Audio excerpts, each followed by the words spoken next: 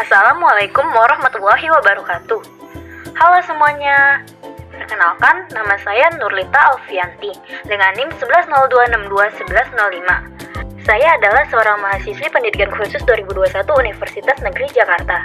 Di sini saya akan memberikan sedikit edukasi mengenai anak berbakat kepada kalian.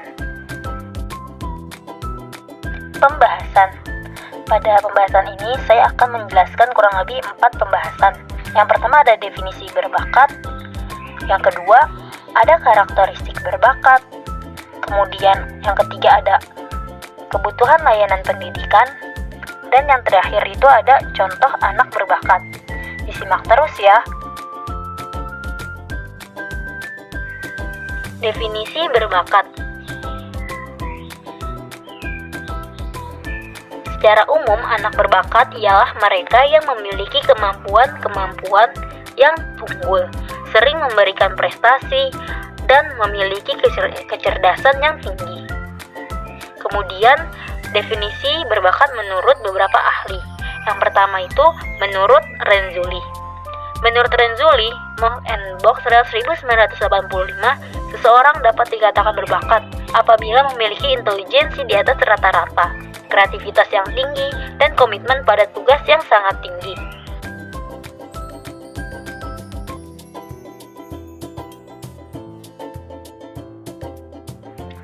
Kemudian, menurut Koni Semiawan 1995, yang dimaksud dengan berbakat adalah kemampuan yang melekat atau inherent pada diri seseorang.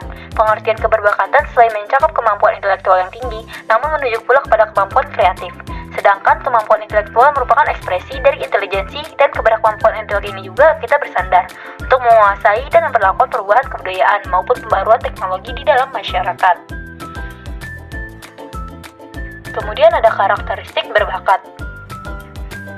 Karakteristik umum pada keberbakatan, yang pertama berbicara secara cepat dalam kalimat yang rumit di usianya yang masih anak-anak.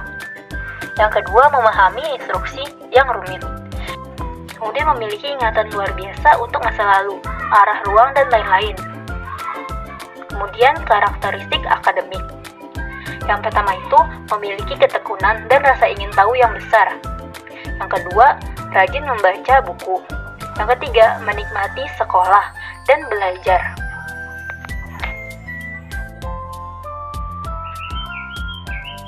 Karakteristik kesehatan. Yang pertama, memiliki penampilan yang menarik dan rapi. Yang kedua, kesehatannya di atas rata-rata. Kemudian ada karakteristik sosial dan emosi. Yang pertama itu diterima oleh mayoritas dari teman sebayanya dan orang dewasa. Yang kedua, keterlibatan mereka dalam kegiatan sosial. Mereka memberikan sumbangan positif dan konstruktif. Selain itu, ada juga karakteristik negatif dari anak berbakat. Yang pertama, perkembangan yang tidak seimbang dalam bidang kognitif yang berbeda. Yang kedua, ragu terhadap dirinya sendiri. Yang ketiga, kecaman terhadap diri sendiri yang berlebihan. Dan keempat, kepekaan perasaan yang berlebihan dan harapan terhadap orang lain berlebihan. Kebutuhan layanan pendidikan. Dari segi anak berbakat itu sendiri, kebutuhan layanan pendidikan yang pertama, anak berbakat membutuhkan peluang untuk mencapai aktualisasi potensinya, melakukan penggunaan fungsi otak yang efektif dan efisien. Yang kedua, membutuhkan peluang untuk mengembangkan kreativitas dan motivasi internal.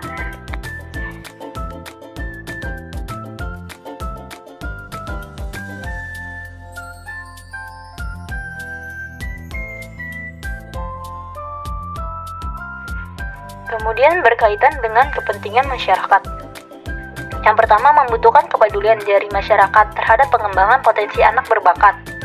Yang kedua, membutuhkan pengembangan sumber daya manusia berbakat.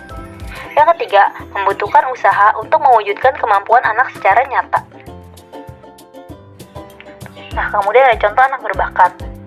Di sini, saya mengambil contoh dengan Najah. Najah adalah seorang peserta Hafiz Indonesia 2019. Dengan nama asli Muhammad Najah Hudia Afifur Rahman, biasa dipanggil Najah, berasal dari Mataram, Nusa Tenggara Barat.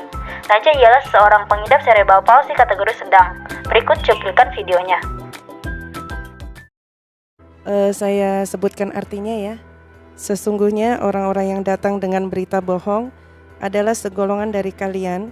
Janganlah kalian mengiranya berita bohong itu buruk bagi kalian, tetapi itu adalah baik bagi kalian. Sudah tahu ayatnya? Bacakan. Innalladzina ja'u bil ifki usbatun minkum la tahsabuhu syarran lakum bal huwa khairan lakum likulli imri'in minhum maktasaba minal ifk walladzi tawalla kibarahu minhum lahu adzabun azim. Bagaimana Umi? Masya Allah. Masya Allah. Luar biasa. Surat apa itu, Nak? An-Nur Betul, ayat Ya, ayat, Nak. 11 11. Allah, Halaman berapa? 351. Kembali Masya benar. Allah. Alhamdulillah. Ensiklopedia Al-Quran ada di hadapan kita. Al-Quran berjalan ada di hadapan kita. Inilah mukjizat seperti yang disampaikan oleh Syekh Hussein. Najah, teman akrab Syekh Ali Jabir, benar? Masih ingat?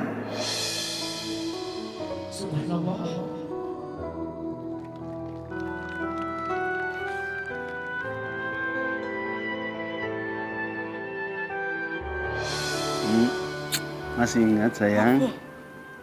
Syekh Ali Jabir sempat ke rumah sampai rumah di Lombok ya? Iya, Saya belum. Boleh? boleh, Nanti saya ke rumah di Lombok. boleh. Insya Allah datang saatnya. Najah tuh mau jadi apa sebetulnya? Menghafal 1 juta hadis. 1 juta hadis. Itu targetnya. Kapan itu bisa terjadi? Nanti kalau Najwa udah besar. Udah besar. Tujuannya apa sih ya? Masuk surga.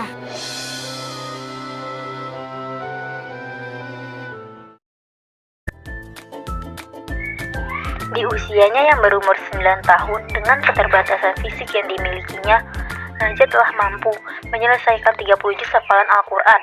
Najah mengingat seluruh isi Al-Quran, mulai dari ayat, arti, bahkan sampai letak halaman sekaligus, sehingga Najah diberi gelar Al-Quran berjalan. Kemudian cita-citanya yang sangat mulia yaitu ingin menjadi penghafal 1 juta hadis. Sungguh luar biasa kuasa Allah Subhanahu wa Ta'ala.